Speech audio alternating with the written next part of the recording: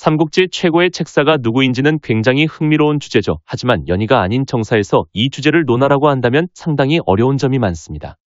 정사는 로망스나 영웅담이 아니라 냉혹하고 현실적인 내전이자 정치투쟁이기 때문입니다. 따라서 얼마나 영웅적인 활약을 했는가가 아니라 내전과 정치투쟁에서 얼마나 효율적인 브레인스토밍을 수행했고 얼마나 주군에게 도움이 되었는가를 따져봐야 하죠.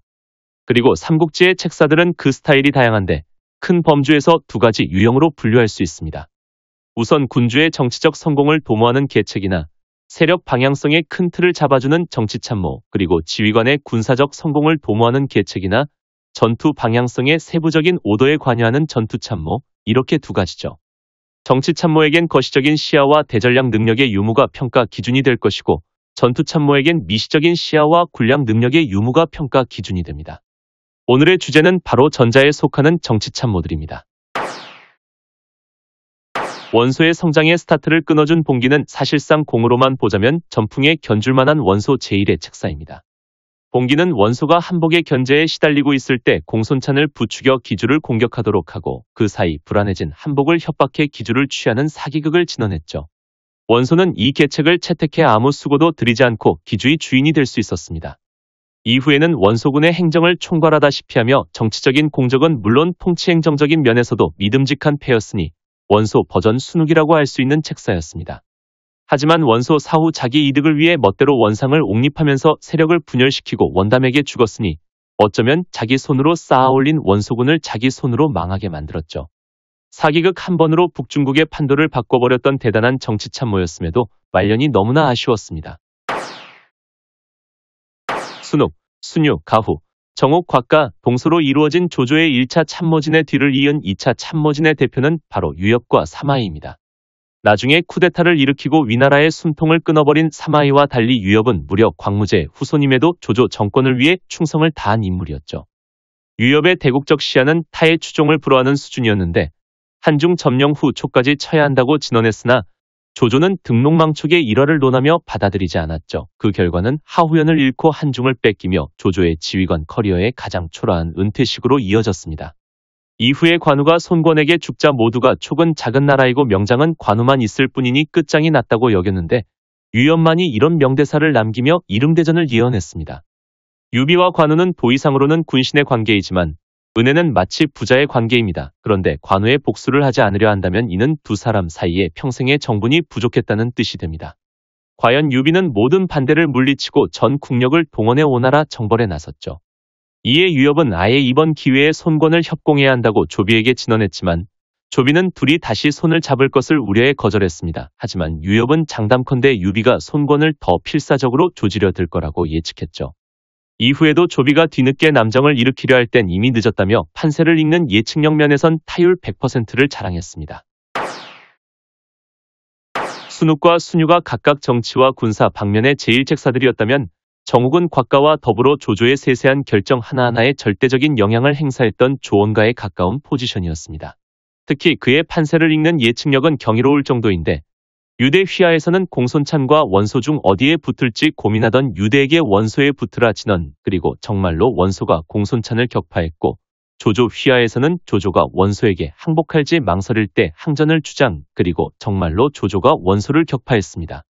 거기다 유비는 분명 살려두면 적이 될 테니 죽이라고 진언했는데 조조는 이 말을 듣지 않았고 유비는 정말로 결정적인 국면마다 조조의 눈에 후춧가루를 뿌려댔죠. 관도대전 때는 견성의 병력 보충을 거부하여 오히려 원소가 견성을 우습게 보고 공격하지 않을 것을 예측하였으며 유비가 처음으로 남중국으로 도망쳤을 땐 오직 정욱만이 손유동맹을 예언했습니다. 비록 정욱은 능동적인 대계를 수립하지는 않았으나 완벽에 가까운 예측력과 유사시엔 전투에도 기여할 수 있는 멀티플레이 역량으로 위나라의 정치적 안정에 지대한 공을 세운 S급 책사였습니다. 동소는 순욱과 더불어 조조의 장량 역할을 수행했던 특급 참모입니다. 동소는 장양의 휘하에 있을 때 황제를 구출하려 하니 한 해를 지나가게 해달라고 하는 조조의 요청을 수락하도록 진언하고 조조의 협천자가 이루어지는 것을 도왔습니다. 이후에 조조의 책사가 되었을 땐 수도를 조조의 본거지인 연주와 인접해 있던 허창으로 옮길 것을 진언했죠. 협천자와 허창천도를 통해 조조는 당대 중원의 질서를 조율하는 위치에 서게 되면서 정치적으로 매우 강력한 안정감을 유지할 수 있었습니다. 이후에는 조조에게 위공에 오르고 구석을 받을 것을 지넌 조조를 아예 후한의 섭정에서 그치는 것이 아니라 새로운 왕조의 개창자로 만들려던 비범한 대계를 구상하고 있었습니다. 이후엔 위왕 등극까지 진언하며 기어코 새로운 나라를 만들었으니 사실상 조조 왕조의 창업에 반대했던 순욱과 달리 동서야말로 진정한 조이 정권의 킹메이커라고 볼 수 있습니다. 정사에 따르면 원소가 하북을 평정할 수 있었던 것은 전풍의 모책이 있었기 때문이고 정사의 저자 진수마저 전풍과 저수의 헌책들은 장량과 진평이 한고조에게 진언한 헌책에 뒤지지 않는다며 엄청난 고평가를 남겼습니다. 그럼 전풍이 어째서 이 정도로 높은 평가를 받는 것일까요? 그것은 원소가 거절했던 전풍의 헌책들 하나하나가 당대 중국의 판도를 뒤엎을 만한 신의 한 수들이었기 때문입니다. 첫째로 전풍은 협천자를 진언했습니다. 천자를 끼고 제후들을 호령한다는 뜻의 협천자는 조조가 어떤 정치적 영향력을 발휘했는지를 본다면 그 효과가 얼마나 막대한지 알 수 있습니다. 그런데 원소는 거부했어요. 둘째로 전풍은 조조와의 지구전을 주장했습니다. 물량이랑 세력 격차에서 압도적으로 유리하니 천천히 말려 죽이면 자기들이 이긴다는 논리였죠. 그런데 원소는 곽도의 단기 결전을 채택하고 개돌했다가 관도대전이라는 참혹한 결과를 맞이하게 됩니다. 셋째로 전풍은 유비가 조조의 통수를 치고 서주를 점령했을 때 조조의 뒤를 쳐야 한다고 주장했습니다. 이땐 원소가 하북을 완전히 장악한 상태라 후방에 위험도 없었죠. 그런데 원소는 아들이 아프다며 거부했습니다. 이 중 하나만 채택했어도 조조 자리에 원소가 앉아 있었을 테니 가히 삼국지의 재림한 항우와 범증이라고 할 만하죠. 삼국지 전체를 통틀어 최고의 책사 중 하나로 평가받는 사마이는 특히 정치참모로서 두각을 나타냈습니다. 사마이는 특히 국가적 방침을 설계하는 능력과 군사적 무빙을 어떻게 쳐야 하는지 판단하는 능력이 모두 빼어났습니다. 대표적으로 유협과 더불어 한중을 먹고 촉까지 밀어버리라 진언했으나 조조가 이를 듣지 않아 하후연을 잃고 한중을 내줘야 했고 조비의 양번청야를 반대하고 북형주를 진수하라 진언했으나 조비가 이를 듣지 않아 그대로 손권이 빈집털이에 성공했었죠. 거기다 조상의 촉 침공을 반대했으나 조상이 이를 듣지 않아 그대로 대촉전선이 풍비박산이 나버렸으니 사마이의 전략적 조언들을 채택하지 않은 이들은 하나같이 쓴맛을 봐야 했습니다. 결정적으로 관우의 북진으로 양번이 함락 직전까지 몰려 조조조차 천도를 고려하는 상황이 됐을 때 손권을 이용할 것을 진언하며 관우를 몰락시키는 것에 결정적인 기여를 했던 것이 그의 책사로서의 커리어 하이입니다.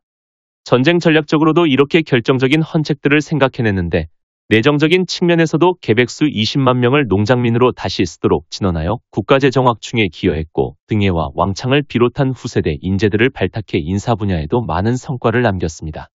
충분히 삼국지 책사 고트 후보라 할 만하죠. 정사의 저자 진수는 방통을 순욱과 막상막하라 평하며 행정총괄 포지션이었던 제갈량을 제외하면 유비의 참모들 중 단연 으뜸으로 놓았습니다.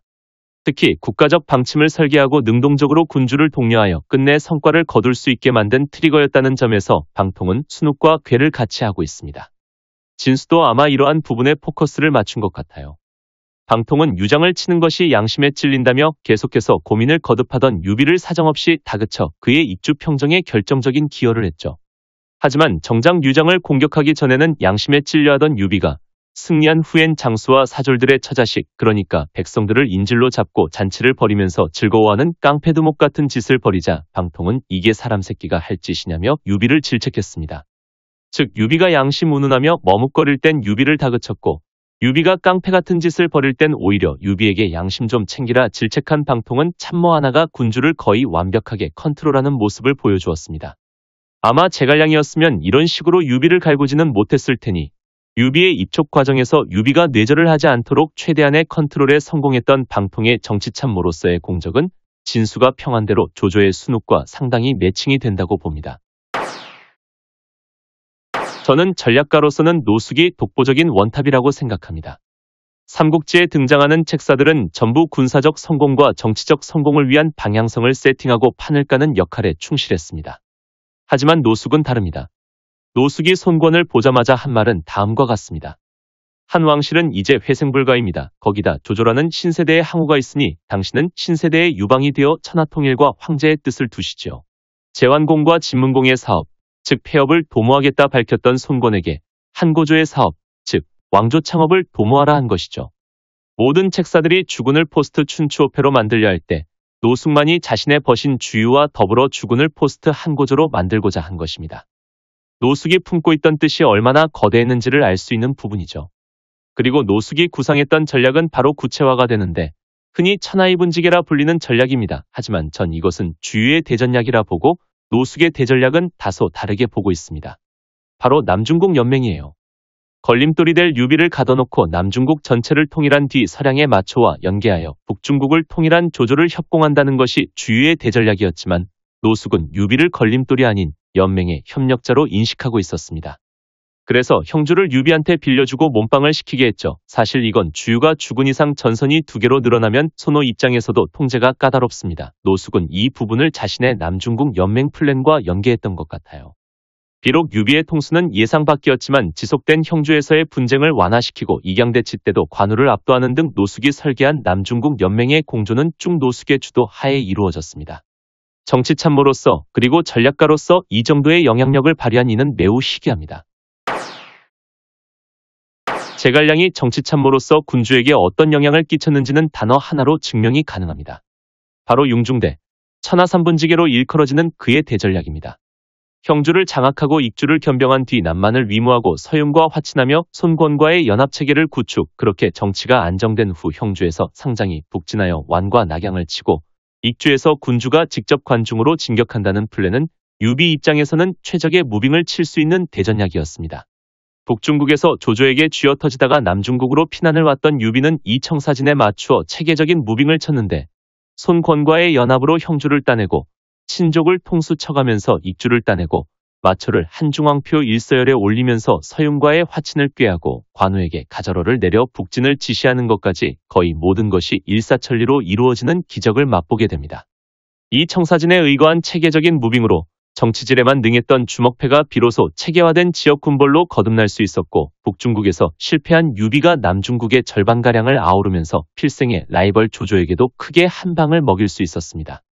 그 세부적인 전투와 암투의 현장에는 다양한 책사들이 존재했지만 이게 가능하도록 만든 제갈량의 대전략은 비록 짧은 전성기였음에도 전략적 방침 하나로 국가를 일으키다시피 한 수준이었으니 정치참모로서 그보다 강대한 영향력을 떨친 책사는 찾기 어려울 것입니다.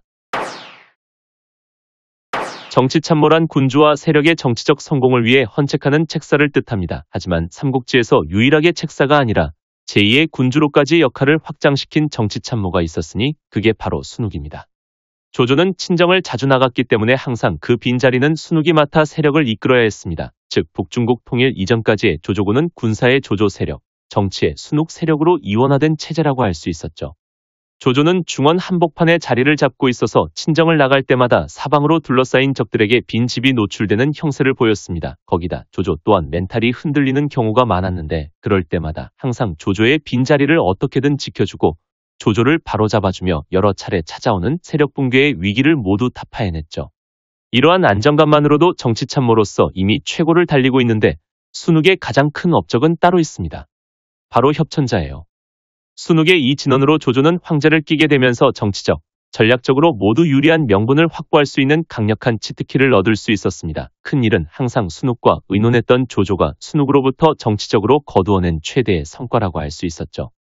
노숙의 남중국 연맹, 제갈량의 융중대, 순욱의 협천자, 이 세 가지 대전략들이 각각 위초고 삼국 성립의 근원이었다고 봅니다. 하지만 이 중에서도 순욱을 으뜸으로 놓은 이유는 바로 결과값의 차이 때문입니다.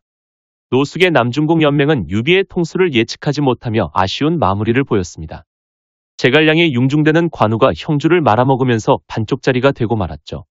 하지만 순욱의 협천자는 장구한 시간 동안 조조 폐업의 모든 동력을 제공했고 모든 성공을 이끌어냈습니다. 순욱 본인은 거부했지만 아이러니하게도 조이 정권 수립에 가장 크게 기여한 인물은 순욱이었죠.